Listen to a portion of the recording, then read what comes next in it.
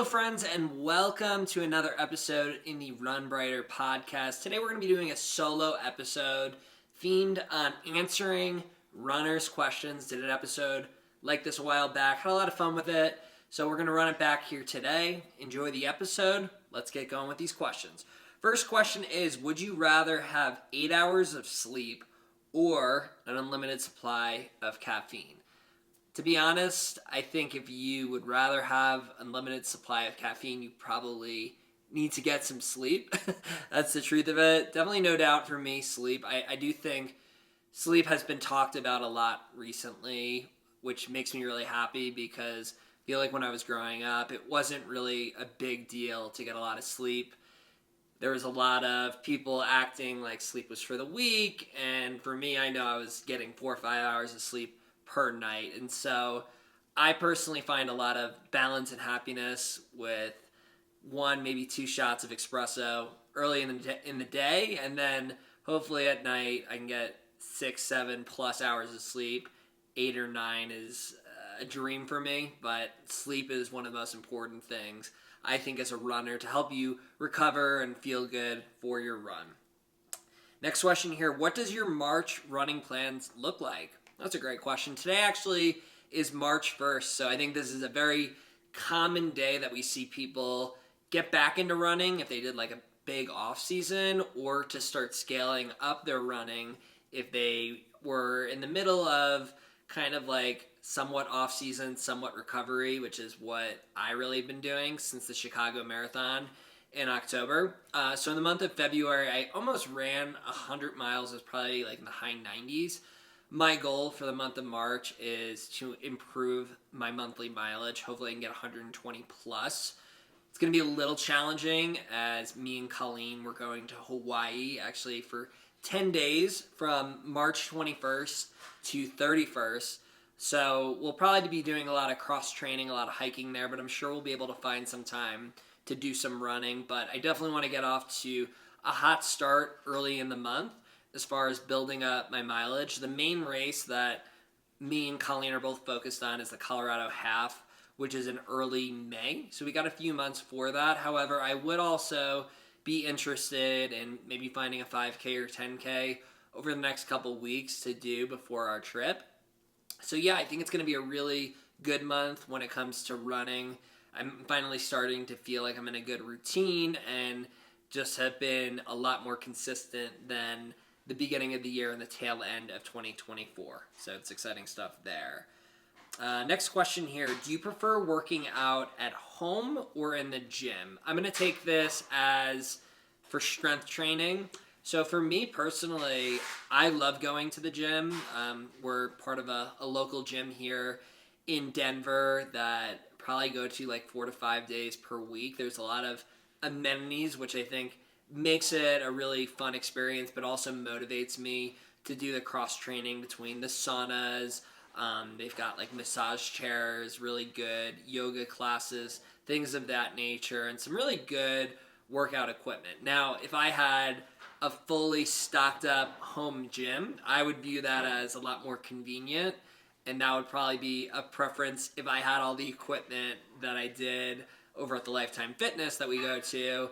However, I know that's probably something down the line that could perhaps be a big goal, but you know, it is nice to go and see people in person and just have that human interaction, whether you talk to people or not. I think it helps motivate you at the gym. So, you know, I kind of didn't fully answer the question, but I think whatever's the most convenient and what's going to motivate you, you should go after and consider when you talk about working out at home or going to a gym. I think, you know, when people work out at home, they might just get away with doing a couple quick push-ups and sit-ups and then call it.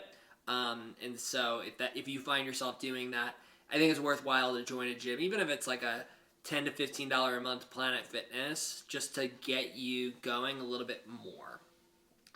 What is the furthest distance you've ever ran? Yeah, that was actually about a year ago from the time I'm actually filming this podcast. Me, Colleen, and some friends, we were in New York City. We did a really big run. Me and Colleen were the ones who ran the furthest, but we had some supporters with us along the way, and we attempted to do the entire perimeter of New York City. She definitely could have done it. I think the perimeter is 35 miles, but at mile 32, I told myself that if I kept going, there was no way I was going to survive. I was in a really rough spot physically and mentally, and so I personally called it a quits, but it was a big accomplishment to do that. I've also done a 50K through a trail race, which debatably was more challenging than that perimeter experience because of the amount of altitude gain that we got, or elevation gain, and the weather temperatures. But, the truth is, if you're going anywhere near a marathon or longer, it's going to be very challenging. Next question here. How many races are on your 2025 race schedule? So far I've done one race in 2025, which was just a local 5K out here in Denver. The next race, like I mentioned, is in May, and then maybe a March race. So that'd put me at 3. I would definitely like to plan a decent amount of summer, fall, and winter races. Ideally, I think a goal of doing 10 races this year would be really awesome, but might come a little shorter, go a little bit above that, depending on how the year goes and where I see my fitness goals progressing throughout this year. I think what has made this year a little bit different so far than the last 2 years is I currently don't have any sort of specific time-based running goal that I'm going after. And so I'm just really more focused on enjoying the sport. I'm really focused on a chapter in life that's more business focused, mental health focused, and long-term life focused. And so having a specific running time goal isn't currently fitting in with that, but I think it does give me the flexibility to, if a week from now there's a race showing up that I'm interested in doing, just saying, screw it, I'm going to do this. So yeah, that's kind of how that is looking. Next question here. Runners, what are the best earphones, headphones? I am sick of Apple products. Well, for that individual, I'm sorry that you are sick of Apple products. I personally use AirPods. I love them. They do have some flaws, but I feel like any tech wearable is going to have its pros and cons. Colleen has the Shocks headphones, which I got to sample and try when I had lost my Apple headphone case, charging case, and I really like those too. I think those are really good for runners who are more concerned about safety compared to sound quality. They fit very well. It's a comfortable wear. And so I think that could be a really good option for someone who wants a really good running headphone that isn't an Apple product. Next one here. What's a dream race that you would love to run? For me, that's simple. It's Boston Marathon. It's a race that I've been trying to qualify for, for quite a while, and obviously taking a little bit of a break on it. I do think that I will certainly run this race before I die, even if I have to donate money or raise money or find a unique way. I just would love to eventually qualify, and so that's really what I'm focused on in the short term. But Boston is just such an iconic race. There's so much history behind it. It is another world major marathon. It's the last one that I need in America. So that's certainly the dream race for me. Next one here. What's your pre-race meal the night before? So on this, this is both advice and also me sharing what I do. I don't think your pre-race meal should be any different than what you eat throughout your training build, right? If you're fueling the night before with pasta, and then it's the night before the actual race and you decide you want to switch to brown rice, that could have an adverse effect for you. And so I recommend sticking with what you normally do. For me, it is pasta. I normally go with an organic, non-sprayed pasta that's made more locally. It's a little bit more expensive, but I find that from a digestive perspective, it tends to sit a lot better with me. And then normally I'll do tomato sauce that is either sugar-free or very low on sugar. And then I'll make sure as well to do a lean meat, whether that's a turkey meatball, a chicken meatball, lean chicken, or even lean beef like ground beef, if that's an option. And then I really like doing a nice piece of bread, whether that's a challah, a sourdough, a brioche bread. I try to avoid anything that is full of a ton of chemicals on that as well. And I'll also do olive oil and balsamic, which is a nice treat for me. I really enjoy that. And so, yeah, that's typically what it looks like as far as the meal. As far as like snacks go, fruit, water, a lot of water, electrolytes the night before, I think has been always good for me. And something salty, like a pretzel or popcorn sort of thing, if I feel like I need extra carbs, but normally from the pasta dinner, I'm not too hungry after that. Next question here, should I impulsively sign up for a 10K tomorrow, yes or yes? I'm going to go, yes. Yeah, I mean, I think impulsively signing up for a race, depending on the race and your life situation, is awesome. A 10K, obviously, it's only a little bit over 6 miles, so if running 6 miles or walking 6 miles is something that isn't completely out of the ordinary for you, you've done that distance before, I totally think that almost anyone could really do that who has the ability to run or walk. And I think it kind of takes away the pressure of having a time-based goal or the pressure of worrying about this race for quite a while. So, I'm totally down to do more impulsive races. Like I said, that's something I think I'm probably going to try to fit in this year myself. And so I think, yeah, go for it. And I want to encourage other people to be doing that as well if you're not in such a structured training block and you're not concerned about like the financial aspect or overdoing it on the race if the competition can sometimes get to you. I'm literally running a half marathon in 2 weeks, crying emoji face. Any tips?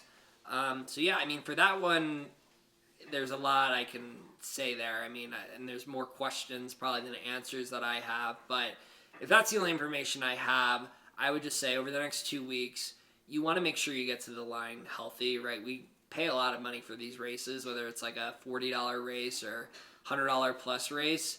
It's money and time that you put in to get yourself to the point where you have that race, right? And so whatever you can do to make sure you show up healthy, I think is priority number one.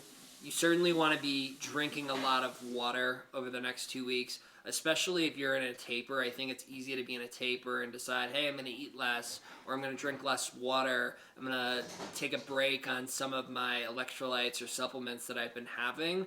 But I do think it's really important that you want to keep consistent diet patterns the 2 weeks before the race to prevent any sort of issues or complications, whether it's the recovery or dehydration that could occur in the actual race day experience.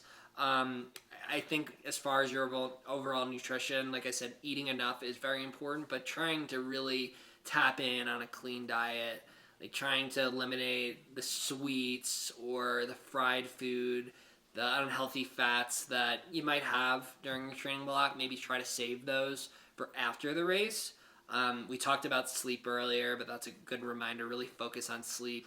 Try to avoid anything that's too stressful in your body or your mind. Obviously, life happens, but if you can control that, I recommend that. Definitely do a lot of stretching. Like, I don't think you can ever really overstretch. Maybe the night before you don't want to just do a 3-hour stretch technique, but I think in the 2 weeks prior, I think every day you should try to fit in a little bit of stretching. And then, yeah, have that solid taper. You're not going to get better at running over 2 weeks. You are just going to risk getting overtrained. And so making sure to have a slight decrease in the mileage 2 weeks out and the week of a really decent drop in the mileage is going to be really helpful for you. Next one here. If you're running a marathon or any type of endurance race, what song would you like to hear when you cross the finish line? 2 songs that come to my mind. Either one would be the Rocky theme song. That song just brings a ton of adrenaline and excitement for me always. So if I'm finishing a race and that one comes on, I'm always amped up for that. I actually did a half marathon with my mom, and we were big Rocky fans. We watched a lot of the movies together when I grew up, and so I played that song at the finish of the race, which is a really memorable moment. Another song I really like, which ironically was the song at the finish line of the Miami Marathon that I ran is Fireball by Pitbull. That one's really good as well. All right, and last one here. Runner friends, my VO2 max is decreasing from a high of 45 at the end of last season now to 42. I'm in the middle of another marathon training block, so it's not the lack of mileage. Sleep, stress, and nutrition are all suspects, though. Help, question mark. Well, yeah, I mean, if you're not sleeping well, if you're super stressed, and you're not eating in the best way, those are all areas that could affect your VO2 max because you're probably not running as quickly. The way that you are essentially breathing, your heart rate, your pulse ox per your pace is not as strong as it once was. And so I think those can certainly all be factors. I do think also, the reality is after a training block, VO2 max tends to drop. It for me, especially if I go really hard in a training block and then I go and I run a race very hard, it can take months or even up to 6 months, I've seen, for my VO2 max to get back up to the level that I once was at. And so just have that in mind, right? Like, your legs can be inflamed and sore. Your brain might not be as motivated to get out there and run the way that you used to. So there's mental aspects here too. So it's going to take some time. There's also other factors that can affect VO2 max. Like, I live in Denver, Colorado at 5,000 feet. My VO2 max is typically in the 55, 56 range here. But the second I go down to sea level, I'm at 59 to 60. So yeah, if you're at elevation or if you're training in very hot weather right now or really cold weather, these are all aspects that can affect your overall paces, which will then affect your overall VO2 max. Well, those are all the questions from this week. Some really good and fun ones. Hopefully you learned something. Maybe this is going to help give you a little bit more empathy about your current training, or just hearing about what I've got coming up might motivate you to sign up for something. But yeah, it is March. The weather's going to start getting really beautiful. So definitely get out there and run. And hey, listen, I do have a couple open spots to coach a few more runners online or local in the Denver, Colorado area.